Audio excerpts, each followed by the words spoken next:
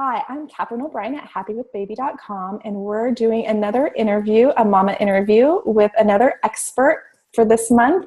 And we're with Rebekah Fedrowitz today, and she's a holistic nutritionist who helps moms realize their dreams for their health and their families. So thank you so much, Rebekah, for being with us today. I'm so glad to have you. Thank you. Thanks for having me. I'm excited to be here. Cool. So the first question is just a basic one, but why don't you tell us a little bit about what you do and then about your family dynamics, like what makes you a mom? Yeah. Okay. So let's see what I do.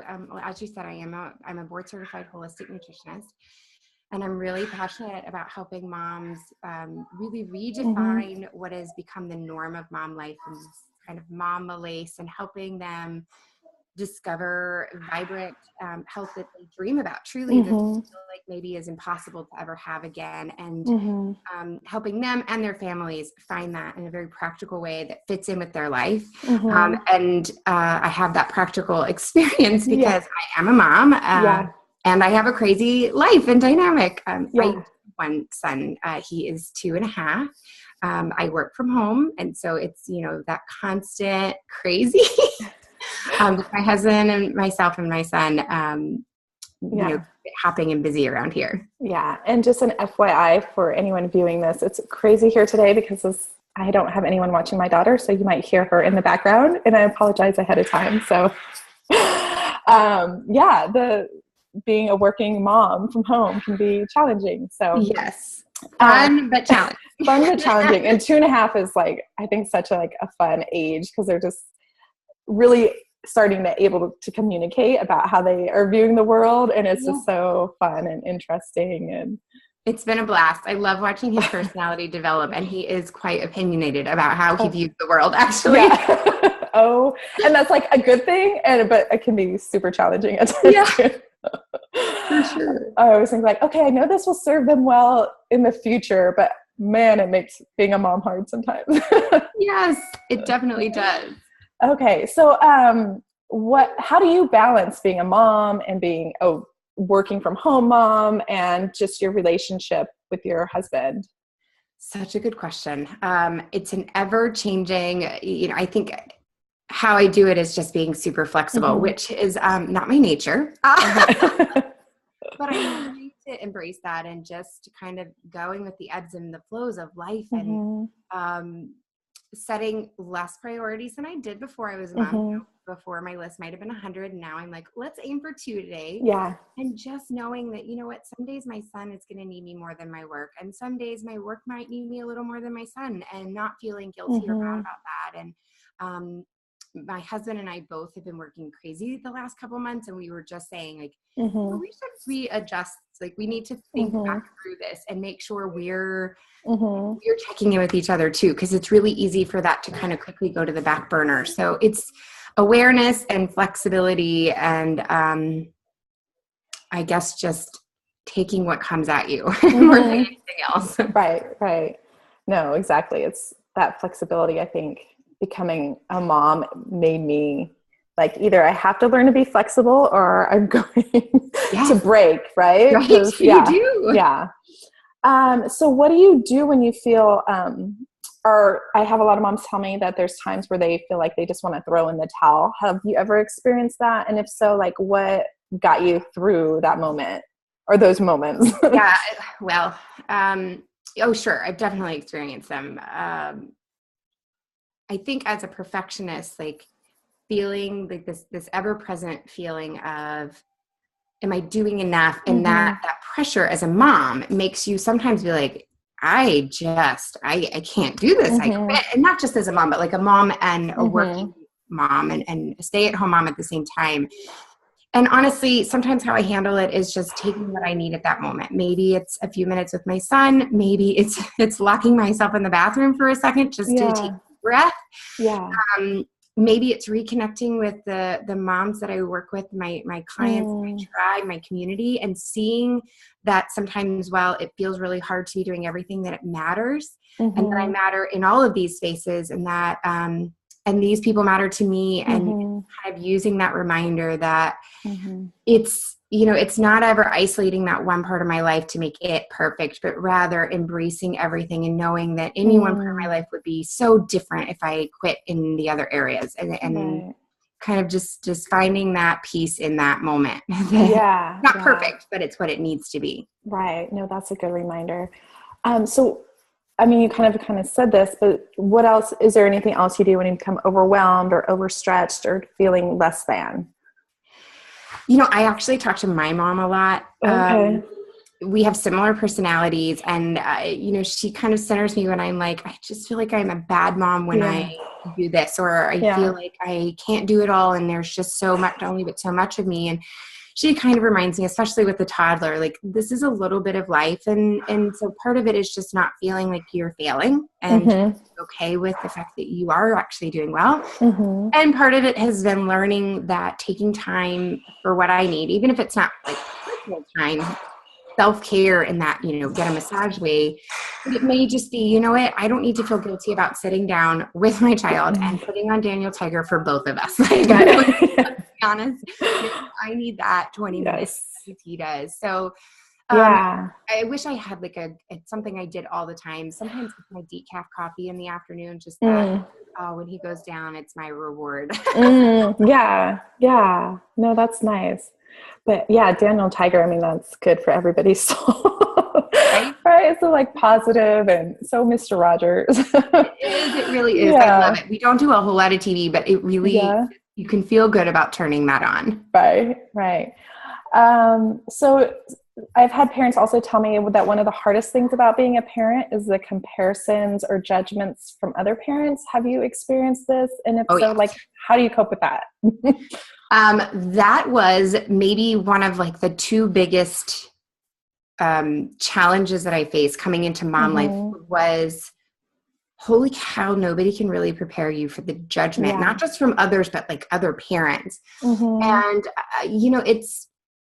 I still think it's a daily decision that I have to make, that like we're doing the best we can. And it's not always about doing it a right or a wrong way, but rather about making a decision between my husband and myself, going with, reading my son's personality and seeing what would work for me, because we have similar personalities, and even praying about it. Sometimes just feeling like, I feel judged about this. Am I feeling that way because maybe I'm doing it in a way that I'm not comfortable with, and I should be changing it, or because I'm just don't like that people think I'm doing it wrong, and just kind of letting it go and just being comfortable in my decisions, which is never, honestly, it's not an easy thing, but each day that goes by, I think I get better and better at just saying this, this is my family, and this is the way that we've chosen to raise our child. And I'm just praying, honestly, that he turns out okay.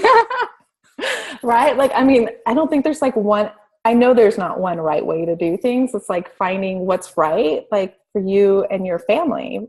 And I, now that I have two kids, I know there's definitely not, they both have different needs and different personalities and stuff. So it's like how I did something with my son is totally different than how I do it with my daughter. And we've had to adjust from that. And it's like, and just hope, pray that they turn out good adults. But I mean, I think there isn't one right way, and it's okay, so it can definitely be challenging.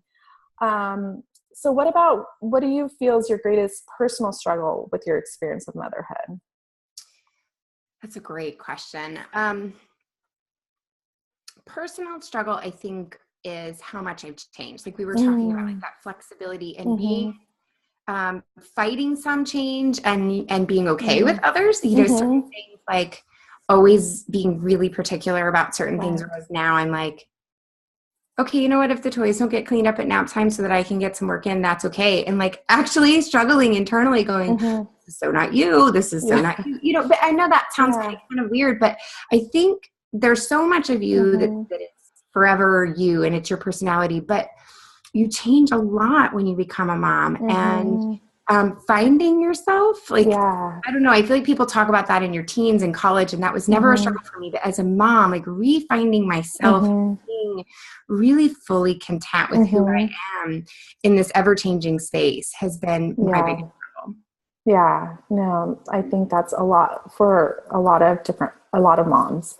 How about something that surprised you about being a mom? Maybe something you didn't know about kids, or something you didn't think that you would find enjoyable, or just what surprised you or brings you the most joy? Oh gosh. I think the biggest thing has been number one, I as a mom to only one, at least right now, just the sheer amount of love, like love that is so deep, it brings you the most intense joy and the most intense pain in that weird that you can only understand as a mother, that I didn't know. I love my husband very dearly. We're very, very close. I grew up in a loving family, but like the love between a mother and her child is undescribable. So that was certainly part of it. But I think in general, just how much I love each stage, even temper tantrum stages, even like I was not looking forward to the first 6 months. And I really like looking back, I'm like, well, that wasn't very fun, but like in it, I loved it. And I think what I'm finding and what's surprising me is that in the moment, it, just the love that you have makes you love everything, despite the fact that logistically speaking, you wouldn't traditionally love it. Right. Yeah. How has your relationship with your partner changed, and or how has that stayed the same? So it's changed. I think in some ways we're closer than ever because, we have this human being that we create in a way. Yeah. And watching my husband be an amazing dad and the way he loves my son, our son, I could say, it just makes me love him more. Yeah. And yet I feel like the romantic side of us, it's like it disappeared. And it's not that we don't love each other or feel that. It's just like, so much goes on the back burner that it's a different level of work, if that makes sense. Yeah.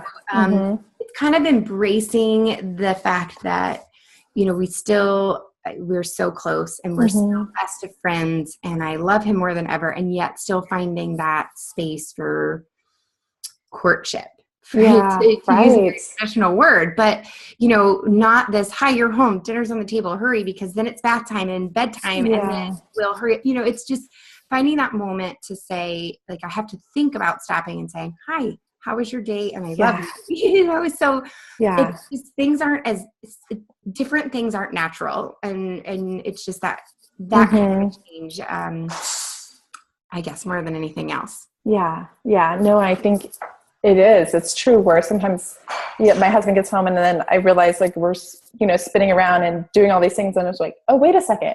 Like, how was your day? Like, I see you. I notice you. Like, stop and, give each other a hug or a kiss or both, and just be like, oh, you're home. Thank goodness. Yeah. Well, the kids become the center of your world. Yeah. Not wrongly, and yet at the same time, maybe too much. And you realize that, like, if we crumble, if we are not strong, then we're not being the best we can be for him and my child.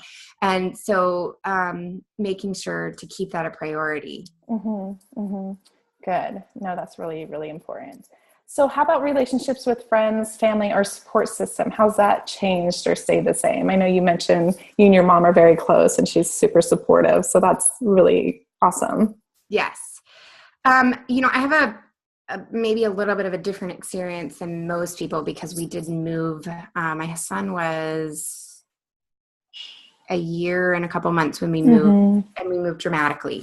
So that changed my friends' relationships. But I think overall, as a mom, I've been more of an introverted person. I'm an outgoing introvert. So I'm the kind of person that can get into a crowd and talk and enjoy my time. But then I go home and I'm like, yep, I can stay here for the next 5 days and not see anyone. Right. As a mom, I suddenly really needed that support. Even if it wasn't advice or anything more than just sitting there and going, oh, your kid does that too. Yeah. Awesome. Not crazy. Yeah. Good. So like I'm not in this alone. Yeah. Right. Exactly. Yeah. I feel like I made more friends than ever when he was first born. Where we are now has been less than easy to do that. But even still connecting with people just on the premise of being a mom. But I have, my relationship with my mom has just continued to grow and blossom, especially as I can now go to her and utilize her for this dynamic, for mom to mom, if you will. Yeah. Mother to daughter. Yeah. So how about your greatest lesson you've learned as a mom, or one of them? I feel there's always lessons, but. Right. Oh, greatest lesson I've learned. I think love trumps all. And I think being in a space where, as I'm learning to be with my son and learning to,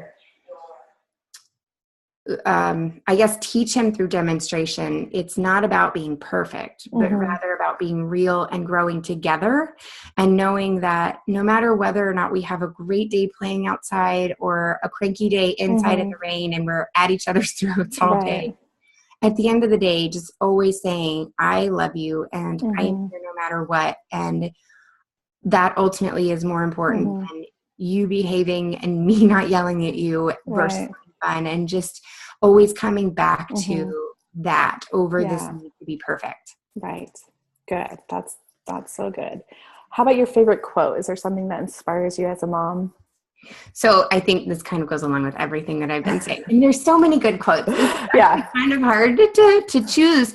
But one of them by Jill Churchill is, there's no way to be a perfect mother, but a million ways to be a good one. And it's something that I just constantly remind myself when I feel like I'm failing or questioning my abilities, is just to say, you know what, I can't be perfect. I can be good. I can there's a million ways I can do this well. So I love that one. But again, there's so many, but that's a good one. No, that's a really good one. I think that's perfect.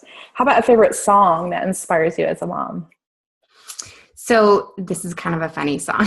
Okay. Actually on my son, we put together when he was younger, we put together a playlist that didn't make me want to bang my head against the wall, because I was like, you're so young that you don't really get the nursery rhymes. And yet So it's a song by Owl City, and I think it's actually in compilation with Hanson, which makes me laugh because I'm like, okay, like childhood memories.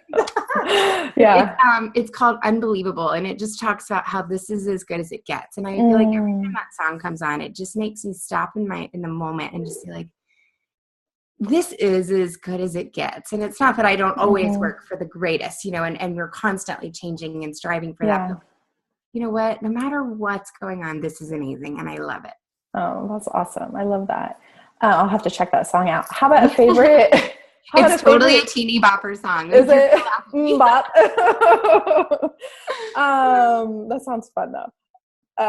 Kids always seem to like that. Like the more upbeat the music, they love like dancing around. Yes. How about a can't live without a gadget or a product or something you found like, oh, this totally makes life easier, or like everyone should have one of these, or something like that? Okay. So, I feel like it varies by the stage, and I can't even remember. My son's only 2.5, and I'm like, what did I love when he was, 2 months old? I think as a baby, it was the boba wrap, but now as just a mom in general, I don't know if it's Room or Roomy, the RUME bags, the little inserts that go in, and you're like, how can this hold that much? And it does. And it keeps your crazy, bags are not the same once you become a mom, because you have to have Kleenexes and this, that, and the other. And it makes it manageable. So as an organized person who's like, how am I supposed to keep all of this right? In my bag, the room organizers, those are my go-to. I love them. That's awesome. That's cool. Okay, so final question is, what's one piece of advice you'd love to leave other moms with today? Oh, such a good one. I think that I would, if I were talking to myself, if this is what I'd want to hear, and so I feel like this is what maybe other moms might want to hear. You're not alone. And you're enough. So if it doesn't feel right, if something's off, if you just don't feel like it's resonating, it probably isn't. And just find that space where you are happy and your family is happy, and know that it may not be perfect, but it just needs to be right. And you're enough, and you're doing an amazing job, and you are not alone in this journey. No, I think that's so perfect, right? It's so, great advice. So thank you so much for being with us and sharing all your wisdom and insights and experience as a mom. I know other moms can totally relate to that and benefit from that. So thank you for for joining us, Yeah, Rebekah. absolutely. Thank you. Thank you so much for having me. Yes.